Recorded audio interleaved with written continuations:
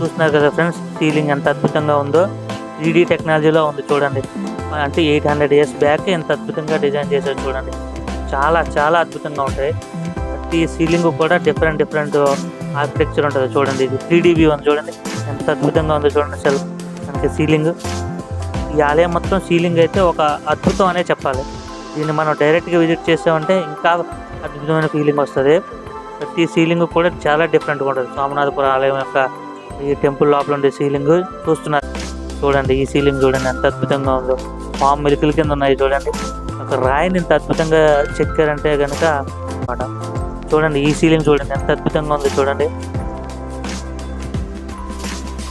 ఈ ఆలయాన్ని నిర్మించడానికి 53 సంవత్సరాలు పట్టిందండి. చూడండి ఈ 53 సంవత్సరాలు అంటే ఎంత టైం తీసుకున్నారు చూడండి. ఈ శిల్పాలని ఇంత అద్భుతంగా డిజైన్ చేసి చెక్కారంటే కనుక నిజంగా చాలా గ్రేటు.